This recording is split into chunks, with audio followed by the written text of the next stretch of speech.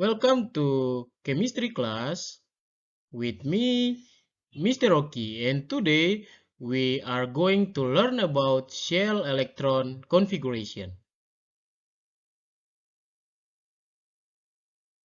And today's learning objective are students are able to determine the place of electron in atom, shell also able to do the electron filling correctly.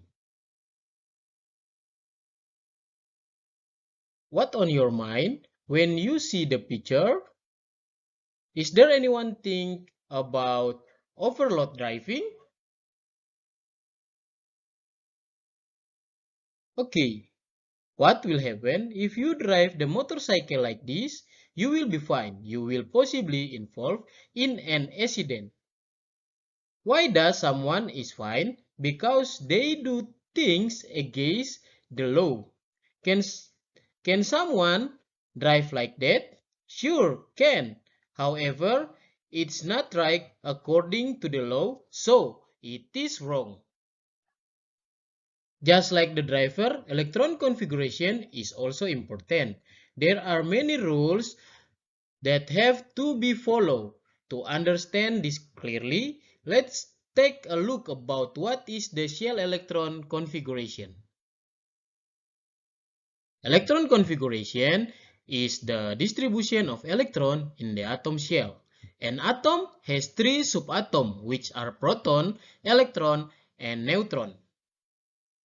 Proton charge is positive, neutron has no charge, while electron has negative charge. Then, how is the place of the subatom in the atom? In Bohr theory, the atom consists of positively charged atom core. In this atom core are location proton and neutron, then negatively contain electron surround the atomic core certain travel. This travel is called an atomic shell. So in the shell of the atom, there are the electron. Then the shell close the atomic nucleus, or the first shell is also called key shell. The second shell is called L shell, and so up to the seventh shell, which is also called key shell. Proton and neutron are located in the core of the atom, while the electrons are distributed in the orbital of the atom, which is called an atom shell. Then, how does the electron spread in every shell? Is the number of electrons in each shell the same? So, in the electronic distribution or the electron configuration, there are the rules like the rules when using a motor vehicle. Shell has a maximum number of limit. The maximum number of electrons in each atom shell is formulated with 2n square. The key shell is the first shell, which means that the n is 1. Because the n is equal to 1, the maximum number of electrons is 2 times 1 square equal to 2. For the L shell, the n is 2, meaning the maximum number of electrons is 2 times 2 square, which equal 8. So, the value of n is square and multiply by 2 and so on for the next shell. So, for the next shell up to the seventh shell, we can determine is out shell according to the equal 2n square 2n square. Okay, now let's move to the rule of electron filling. Atom shell consists of the key, L, M, N, and so on. Here, how to write electron configuration based on atomic shell. Fill electron into the electron shell according to the maximum capacity. If the remaining electrons are less than the maximum capacity of the atomic shell, use the rule below.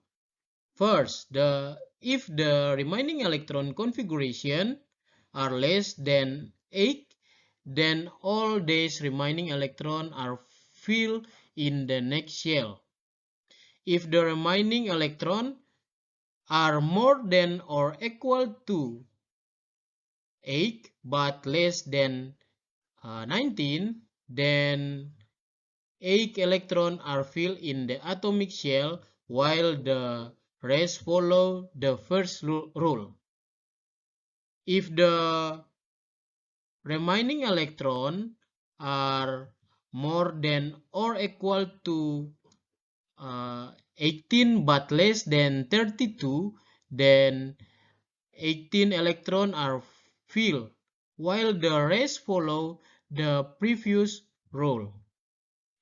Next, if the remaining electrons are the more than or equal to 32, then 32 electrons are filled, and the remaining electrons follow the previous rule.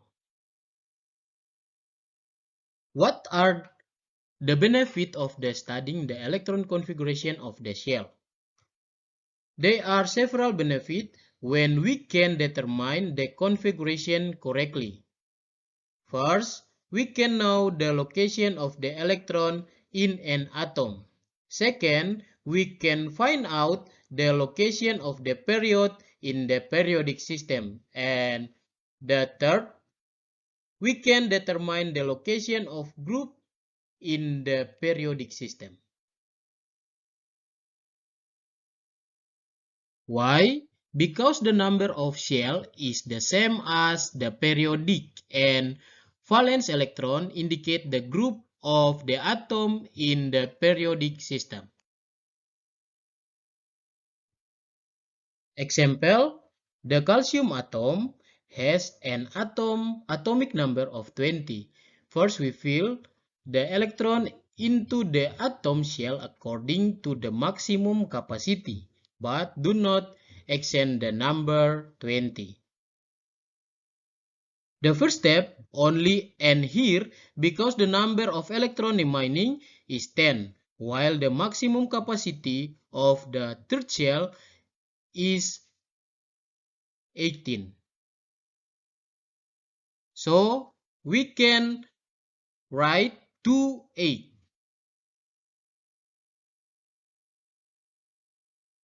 Pay attention to the rule above, namely the second rule. The number of electrons remaining is 10, where 8 is smaller than 10 is smaller than 18. So in the third shell, we fill in 8 electrons.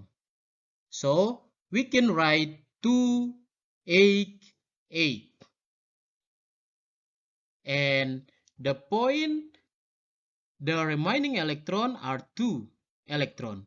In according with the first rule above, the number of electrons that are less than or equal to 8, we write directly in the electron configuration. So the electron configuration of the calcium atom is 2882. Just like the configuration electron of calcium, calcium is in the A2 group and on the fourth periodic, like this picture. So that's the example. Quite easy, right? Why don't you try it with this other atom? Can you find out the electron configuration both of them?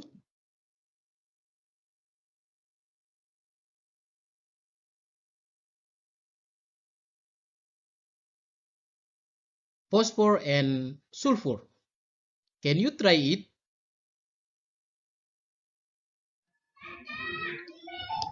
How is it? It's easy, isn't it? But remember, this kind of configuration is only for main group element. What can we conclude from this lesson? Electron configuration is like reading a motorcycle that has rules. If the electron charging is not appropriate like a motorcycle, there will be problems. A good feeling can make us determine where the electron is located. We can even determine the periodic and atomic group in the periodic table. Remember, as the Bible says, everything has to be happen in a polite and orderly way. 1 Corinthians 14 verse 40. If we follow the rules, then everything will go well too. If you love me, keep my commandment. John 14 verse 15. Thank you and God bless you.